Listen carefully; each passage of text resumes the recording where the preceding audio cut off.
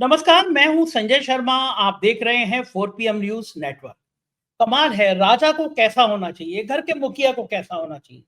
घर के मुखिया को ऐसा होना चाहिए जो सबका दुख दर्द बांट सके, समाज को, अपने परिवार को एक कर सके। राजा तो ऐसे ही होना चाहिए। मगर हमारे राजा प्रधानमंत्री जी मुंबई में आए, मैं मुंबई में था, रैली करी, बड़ी बड़ी बातें करी। हमने 370 हटा दी, कांग्रेस लाना चाहती थी, वहां लव जिहाद है, वहां घुसपैठिया जिहाद है, सारी बातें करी। लेकिन मणिपुर का मां भी नहीं निकला।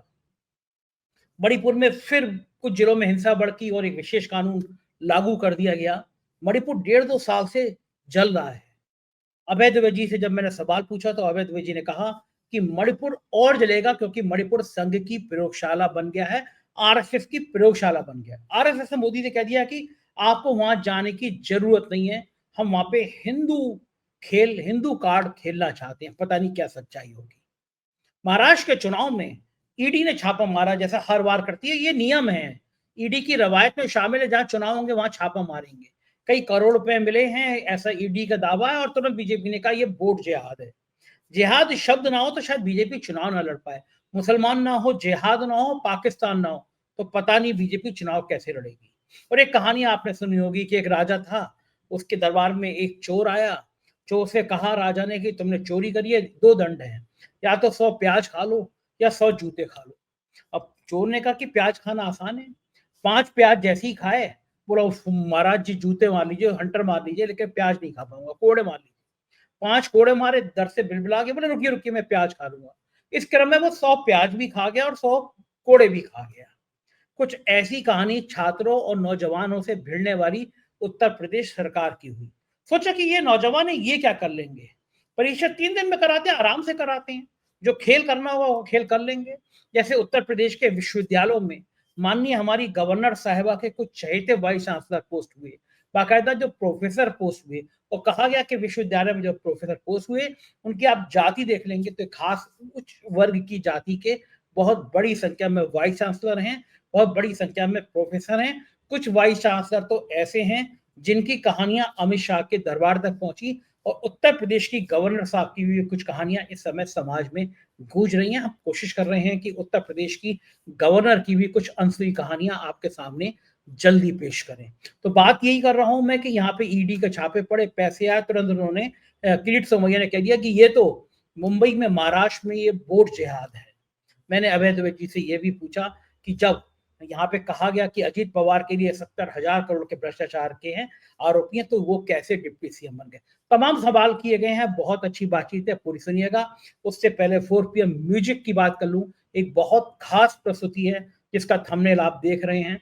एक शानदार प्रस्तुति है, बहुत जल्दी 4 PM म्यूजिक पे आपको दिखाई देगी। चलते हैं अभय द्विवेदी जी के पास। आपसे रिक्वेस्ट है चैनल को सब्सक्राइब करना और ज्वाइन करना ना भूलें। 4 PM न्यूज नेटवर्क में स्वागत है आपका, अभय द्विवेदी। जिहाद शब्द भारतीय जनता पार्टी को बड़ा लुभाता है। कहीं वो वोटर जिहाद कह देते हैं, कहीं वो घुसपैठिया जिहाद कह देते हैं। झारखंड में उन्होंने प्रधानमंत्री समेत बीजेपी के तमाम नेताओं ने कहा, बात बेटियों तक ले गए कि अगर ये घुसपैठिए आएंगे तो आपकी बेटियों को उठा के ले जाएंगे। आदिवासी समाज ने हालांकि बहुत रिएक्ट किया कि क्या हम बुजदिल हैं, हमारी बेटियों पर ऐसे सवाल खड़े कर रहे हैं। और इमरान प्रतापगढ़ी हैं कांग्रेस के सांसद, उन्होंने तो बाकायदा नक्शा दिखा दिया कि ये झारखंड का नक्शा कौन से, क्या विदेश से कहीं जुड़ता है। अगर घुसपैठिए आ रहे होंगे तो कौन कौन से राज्यों से चलकर झारखंड में प्रवेश करेंगे, और इनमें से कौन कौन से राज्य ऐसे हैं जहाँ पे भारतीय जनता पार्टी की सरकार है। तो घुसपैठिए आ रहे हैं, बॉर्डर पार कर रहे हैं, तो हमारी सरकार क्या सो रही है। इस बीच में वहां पे घुसपैठिया जिहाद के साथ साथ मुंबई में आज मालेगांव में ईडी ने रेड करी। और ईडी की रेड पे आरोप बीजेपी के नेताओं ने लगाया कि इसमें 200 करोड़ रुपए बैंक में ट्रांजेक्शन हुआ जो हवाला का पैसा था। और उन्होंने कहा कि ये वोटर जिहाद है। मालेगांव वहां वो विधानसभा है जहां बीजेपी की दुर्गति हो जाती है। 1000-2000 वोट मिलते हैं केवल, क्योंकि 80% मुस्लिम बहुल इलाका है। तो बड़ा सवाल ये है कि क्या वोटर जिहाद, वो भी ईडी तभी एक्टिव होती है जब चुनाव में 2-4 दिन बचते हैं। मैं 200 करोड़ की कार्रवाई को कुछ बुरा नहीं मान रहा, पकड़े जाने चाहिए। लेकिन यहाँ सवाल उठा रहे हैं लोग कि अजीत पवार के लिए तो प्रधानमंत्री ने और बाकी लोगों ने ऐसे आरोप लगाए थे। भ्रष्टाचार की जो बड़ी बड़ी बातें की गई थी, वो अजीत पवार तो डिप्टी सीएम बन गए। शारदा स्कैम की कलकत्ता में बात की गई थी। शारदा स्कैम का मुख्य जो आरोपी था वो आज बीजेपी का नेता है। तो आपकी तरफ आ जाए तो सारे स्कैम खत्म हो जाते हैं। लेकिन बाकी जगह पे कोई कार्रवाई हो रही है तो उसको वोटर जिहाद से जोड़ा जा रहा है। मुंबई का तापमान, मुंबई का वोटर, मैं मुंबई में ही हूँ, मुंबई के वोटर को फिर से धर्म के आड़ में घसीटने की तैयारी चल रही है। तो मैं दोनों चीजों पे आपसे ये आज आप दृष्टिकोण जानना चाहूंगा। जो झारखंड में खेल हो रहा था जिहाद का, और जो महाराष्ट्र में खेल हो रहा है जिहाद का, क्या रणनीति है भारतीय जनता पार्टी, ऐसा क्यों कर रही है? देखिए, आज दोपहर के वक्त मैंने अचानक टीवी खोला तो मेरे सामने अमित शाह की एक रैली का भाषण आ रहा था। इसमें अमित शाह मंच से बहुत ऊंची आवाज में अपना भाषण दे रहे थे। तो अमित शाह ने वहां के अपने श्रोताओं से पूछा कि क्या आज झारखंड के पहले चरण में जो वोट पड़े हैं उसके नतीजे को आप जानना चाहते हैं? तो लोगों ने कुछ आवाज दी। तो उन्होंने कहा नहीं नहीं, जरा जोर से बोलिए, क्या उस नतीजे को जानना चाहते हैं? तो लोगों ने कहा हाँ, जानना चाहते हैं। तो उन्होंने उसके नतीजे की पूर्व घोषणा कर दी। उनका कहना था कि झारखंड के पहले दौर के वोट में झारखंड जेएमएम शब्द का उन्होंने इस्तेमाल किया, जेएमएम का सुपड़ा साफ हो गया है। पहले दौर में ही भारतीय जनता पार्टी की झारखंड में सरकार बन गई है, ये उन्होंने पूरा दावा किया अपने उसमें। अच्छा, सवाल यह है कि इस दावे का आधार क्या है? ये वो इलाका है जो आधे से ज्यादा 45 सीटों पे वोट पड़े हैं। 88 की विधानसभा में 45 सीटों के ऊपर वोट पड़े हैं।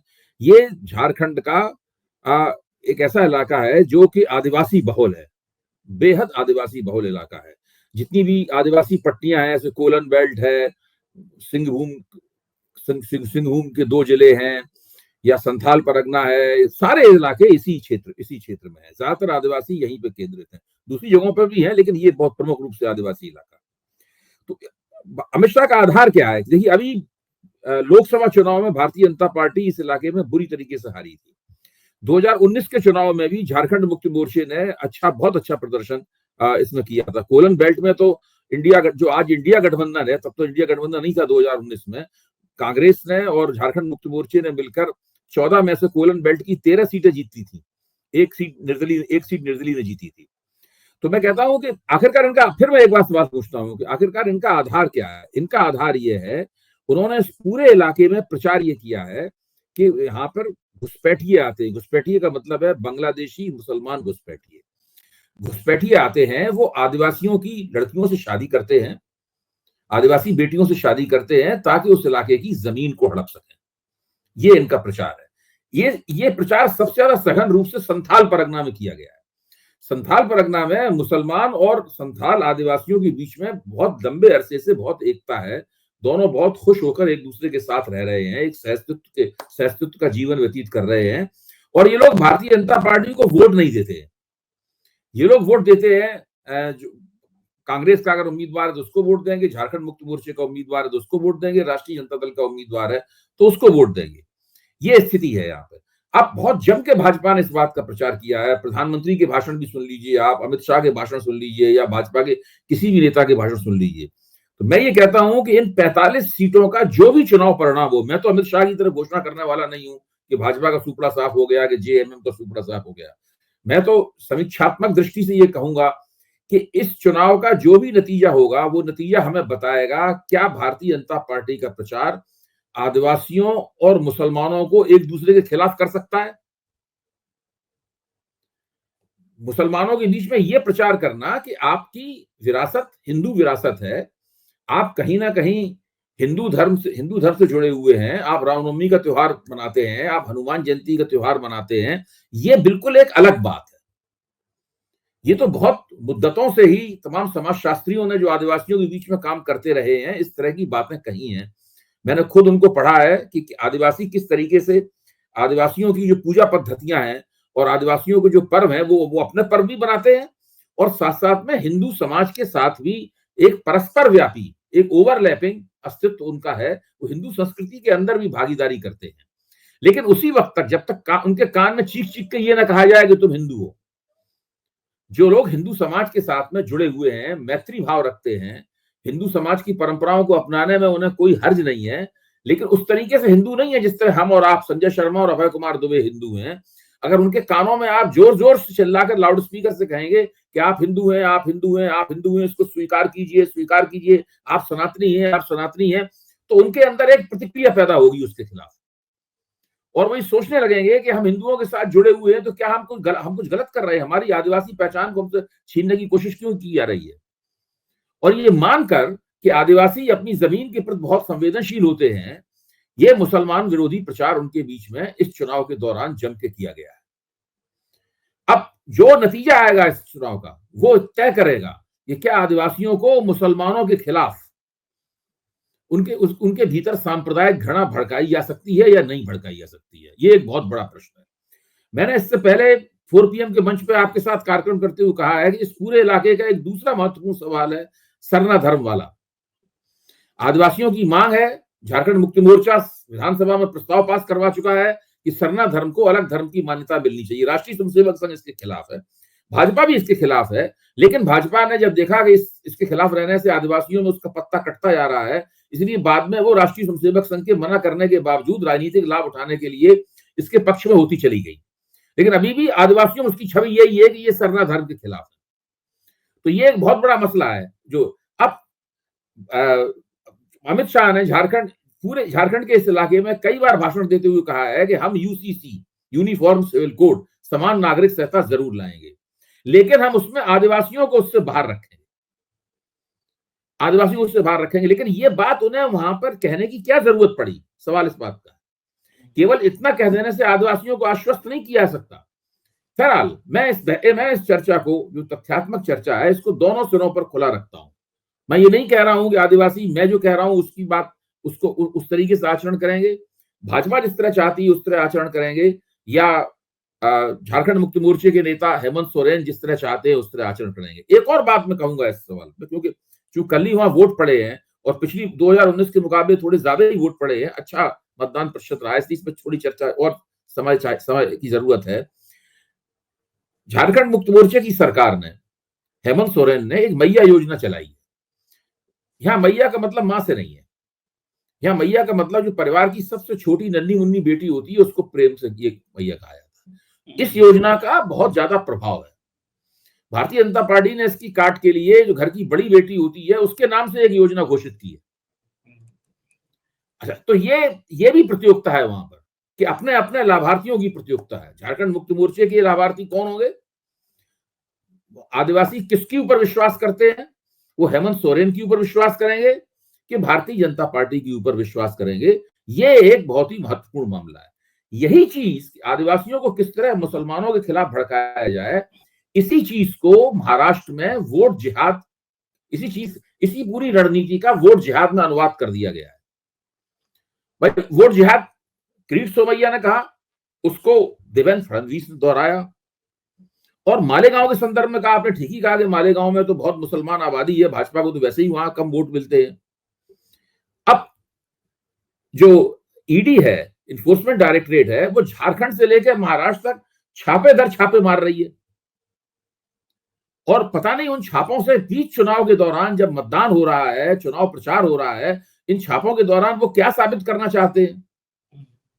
अगर ये चीजें इतनी महत्वपूर्ण थी तो ये छापे 6 महीने पहले भी मारे जा सकते थे, ये छापे 1 साल पहले भी मारे जा सकते थे, जब आपने हेमंत सोरेन को गिरफ्तार किया था तब भी मारे जा सकते थे। क्योंकि महाराष्ट्र में इन लोगों की हालत काफी लोकसभा चुनाव में पतली हो गई थी, इसलिए इस तरह की तमाम बातें की जा रही हैं। देखिए, ये किसी भी चुनाव शास्त्री से आप बात कर लीजिए, वो आपको कहेगा कि जो भी आपको नीतिगत काम करना हो, आपको जो लाभार्थी योजना जारी करनी हो, कुछ भी करना हो, आपको कोई भी जनता को फायदा पहुंचाना हो, अगर आप 1 साल पहले या 1.5 साल पहले वो करते हैं तो आपको उसका वास्तव में लाभ मिलता है।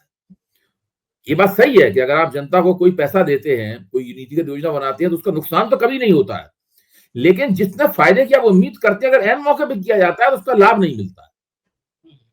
चुनाव आयोग की मदद से महाराष्ट्र के चुनाव को पीछे खींचा गया, इतना पीछे खींचा गया कि अगर त्रिशंकु विधानसभा हो तो महाराष्ट्र में राष्ट्रपति शासन लगाना पड़ जाएगा, क्योंकि 3 दिन का ही अंतर रह गया है जिस दिन विधानसभा घटित होगी।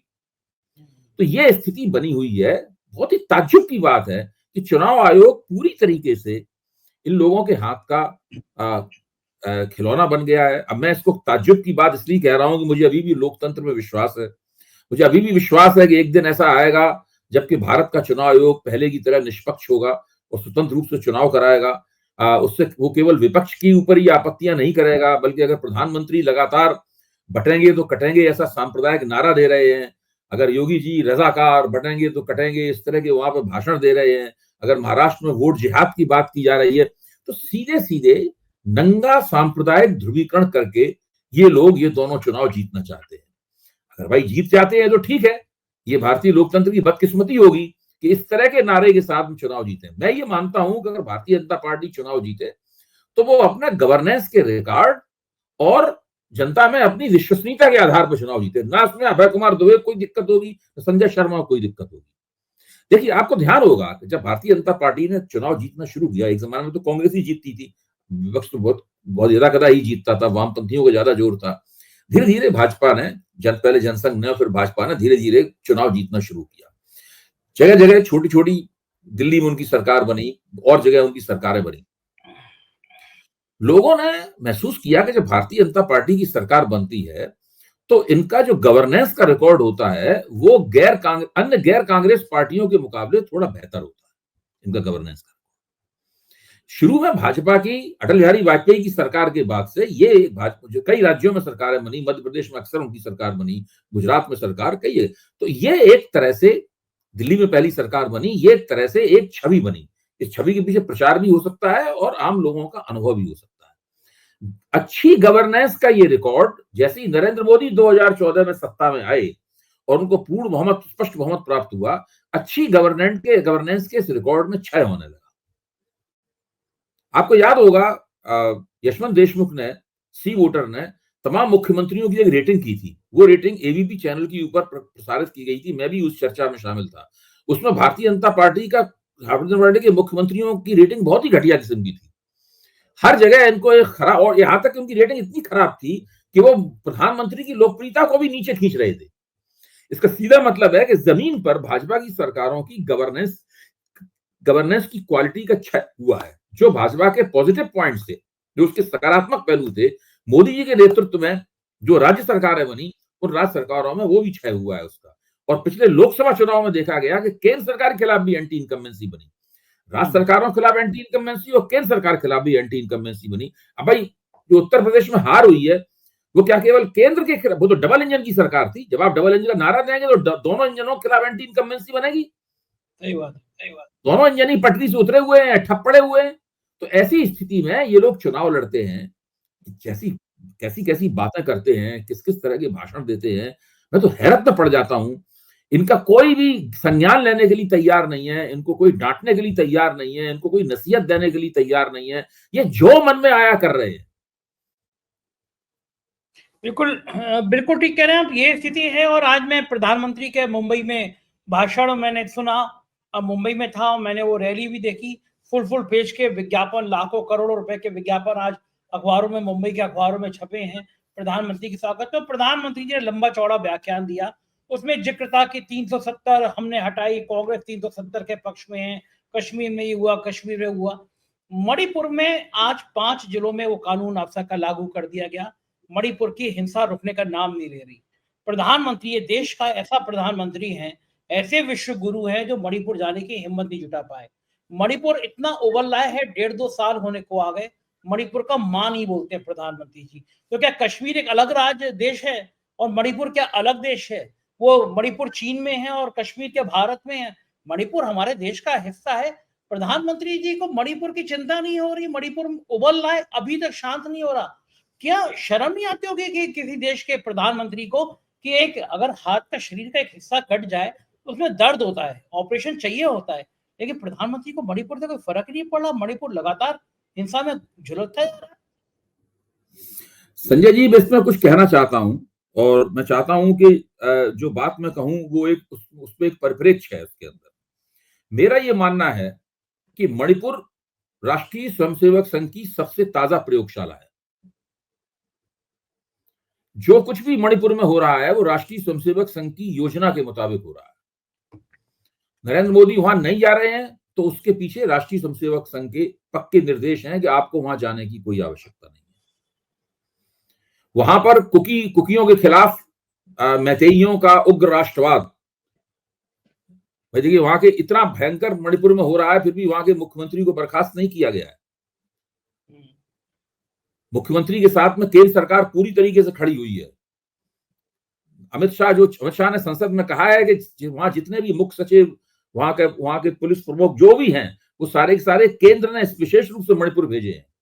मणिपुर केंद्र सरकार और बीरेंद्र सिंह जो वहां के मुख्यमंत्री हैं, उन दोनों के स्पष्ट और खुले नेतृत्व में मणिपुर के अंदर एक प्रयोग हो रहा है कि हम किसी भी कीमत पर जो अल्पसंख्यक धर्मों को मानने वाले, ईसाई धर्मों को मानने वाले जो आदिवासी समुदाय हैं, हम उनको किसी भी कीमत पर अपना सिर नहीं उठाने देंगे, चाहे उसके लिए कितनी भी हिंसा उनके खिलाफ ना करनी पड़े।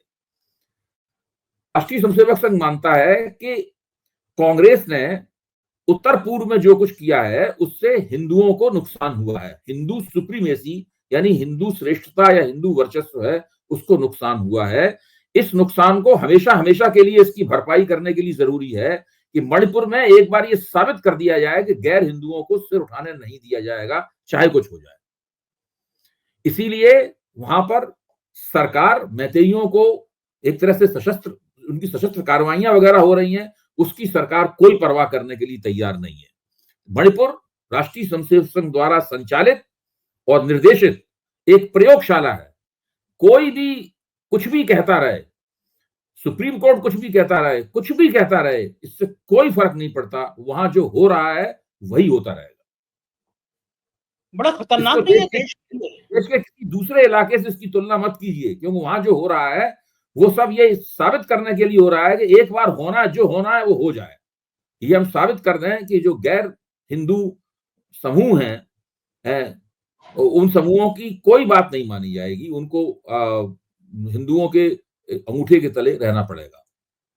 बहुत खतरनाक बात नहीं है। मणिपुर की जो पिछली गवर्नर थी अनसुईया जी, मेरी उनसे बात होती रहती थी, उनका फोन आया, वो 4PM की बड़ी प्रशंसक थी, तो उस दौरान भी मैंने उनसे पूछा, तो अनौपचारिक बातचीत में उन्होंने बहुत कुछ कहा। मेरे चूंकि अनौपचारिक बातचीत थी, मेरा यहाँ मंच पे कहना ठीक नहीं है, लेकिन उसका भाव ये था कि उनके हाथ बांध रखे थे, वो बहुत कुछ करना चाहती, तो ये नतीजा है कि उनको हटा दिया गया वहां से, क्योंकि वो साहेब की मन मुताबिक काम नहीं कर पा रही थी।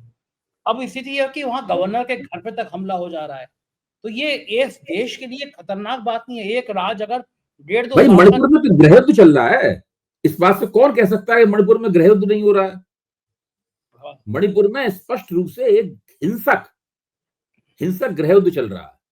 जो हमारा मीडिया है, जो टीवी पे जरा सी बातों के ऊपर कितनी लंबी लंबी बहसें चलाता है, इस सवाल के ऊपर बिल्कुल मौन है। या तो उस लेवल की घटना हो कि स्त्रियों को नंगा करके घुमाया जाए और लोगों के सामने उनके गुप्तांगों के साथ छेड़छाड़ की जाए, उसके वीडियो प्रचारित हो, या तो उस स्तर की कोई घटना हो जाए तो मणिपुर में चर्चा होगी। वरना मणिपुर की जो एथनिक यानी जातीयतावादी हिंसा है, वो वहां का, इसको एक नया शब्द आ गया ना, न्यू नॉर्मल, वो वहां का न्यू नॉर्मल है। वहां का ये स्थिति है, बहुत ही दुखद और है। हम लोग कुछ भी कहते हैं, मान ली सारा मीडिया भी कहता है, लेकिन ये नहीं रुकेगा। जब तक राष्ट्रीय स्वयंसेवक संघ सत्ता में रहेगा बजरिए भारतीय जनता पार्टी और नरेंद्र मोदी, तब तक ये नहीं रुकेगा।